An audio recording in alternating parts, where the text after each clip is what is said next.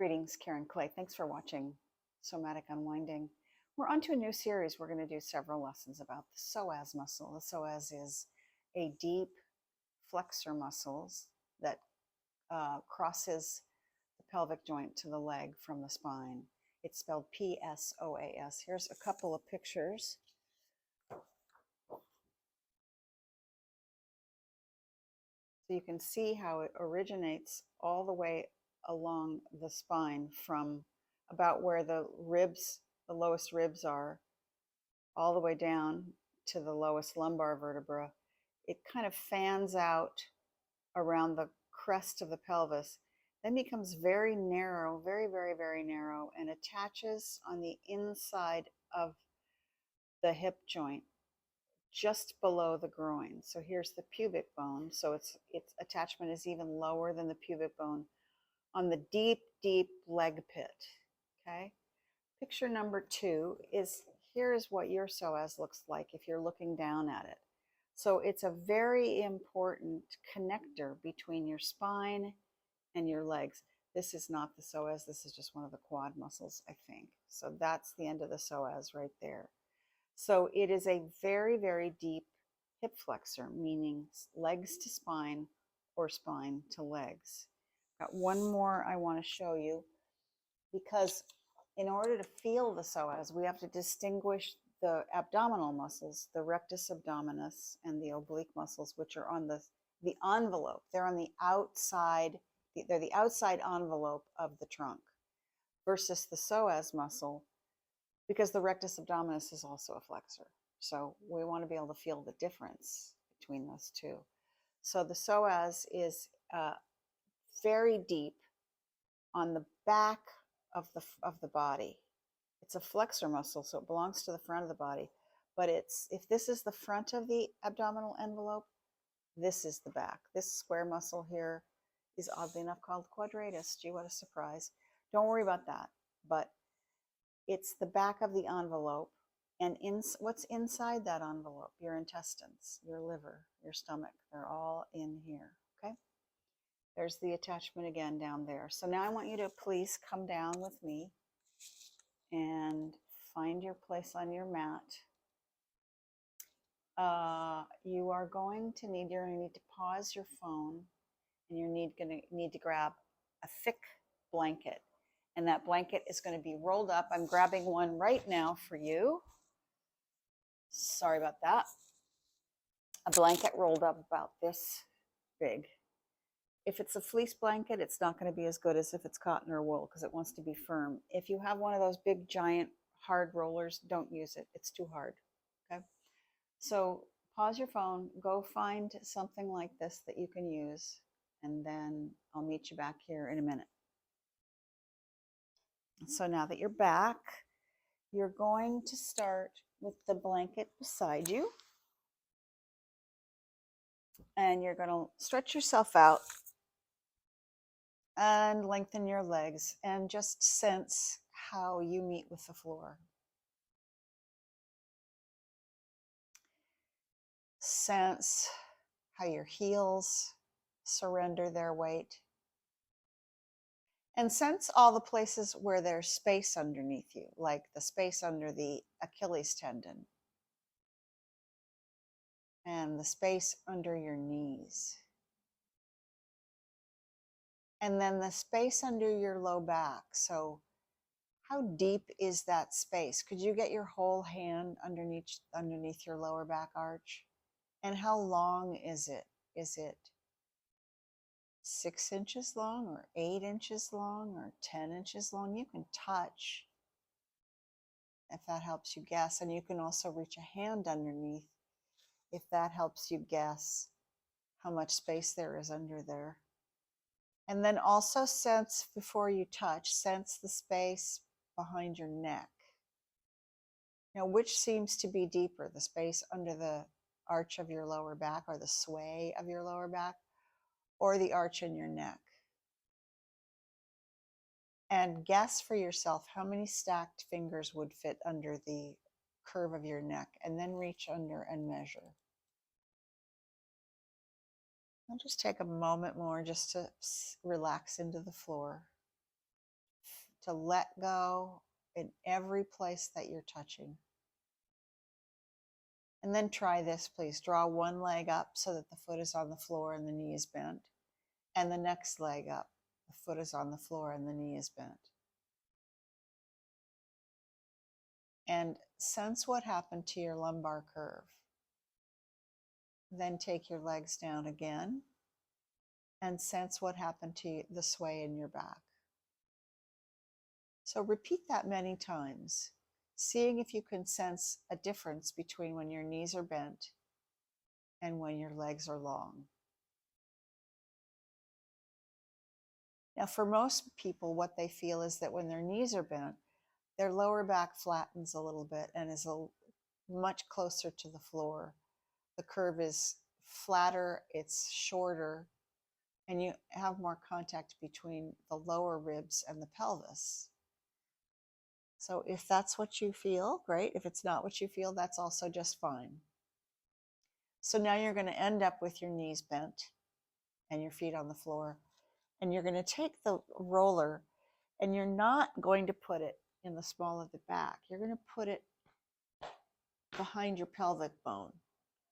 So if you lift your pelvis up by pressing into the ground, again, not up here in the arch of your lower back, but down under the pelvis. And the reason for this is so that your pelvis is in a position where you can bring your knees to your chest easily, because you're actually tilted downward towards the floor in your pelvis, and it makes the flexion of the legs much easier. Okay? If this is uncomfortable for you, get a bigger roller. If it's hard for you to touch your knees, don't worry about it. Before we're going to begin, I'm going to lower my feet and show you one more thing, because in a minute I'm going to have you touch yourself just beside your belly button, about 2 inches on either side of your belly button. And what you're going to do is you're going to swim your fingers into the tissues on either side there so that you can actually feel your own psoas. So the reason we're doing all this elaborate preparation is because it would be very easy to do this and to use the rectus abdominis muscle. So go ahead and do this movement, seesaw your knees. And if you touch the surface of your belly, you'll feel your rectus abdominis right on the surface engaging. If the rectus abdominis engages, you will not be able to feel anything but that, and you won't be able to feel the layers that are deeper down. So we want to keep the surface quiet and use the very deepest hip flexor we have, which is the initiator of movement in the leg. So bring both knees to your chest, let them fall in, and put your palms above your knees, not on top of your knees, but above your knees, with your fingertips pointed towards the kneecaps. You can rest your elbows on the floor. And what you're going to do is very softly, very softly, very, very softly, begin the idea of pulling your right knee to your chest, but resist it with your hand. So if you're confused, I'm going to show you a gross version of it. I'm pulling my knee in this direction, and I'm pushing my hand in that direction. So I'm creating an isometric between my knee and my hand.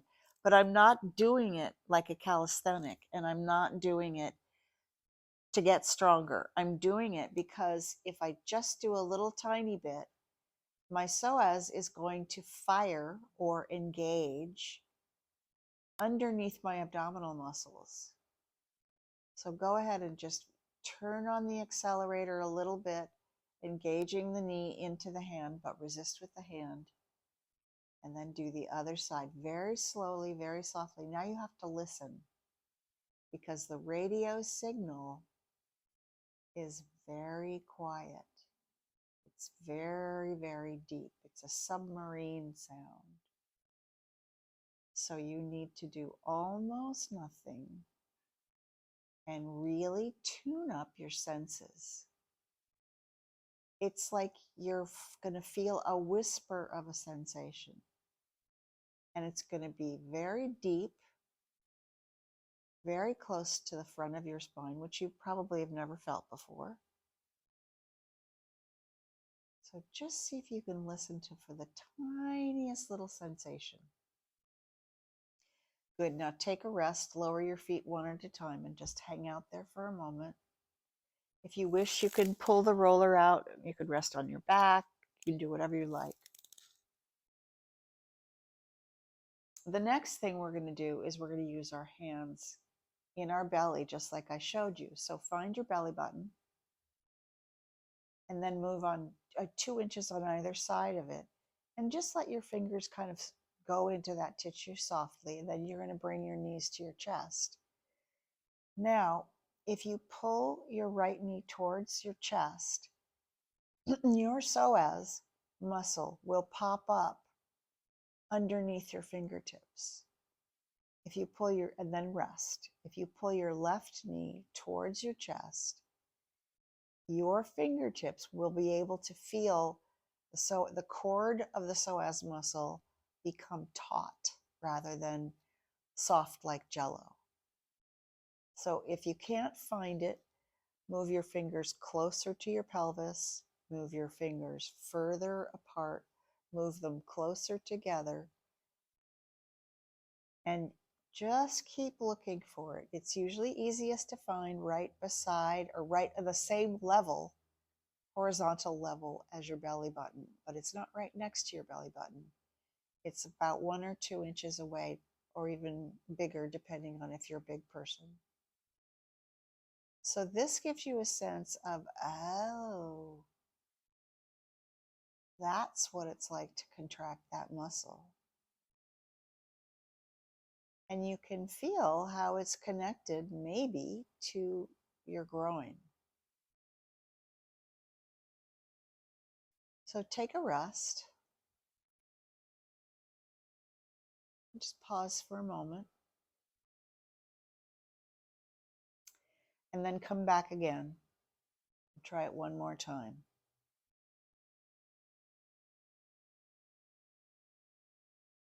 Just a few more.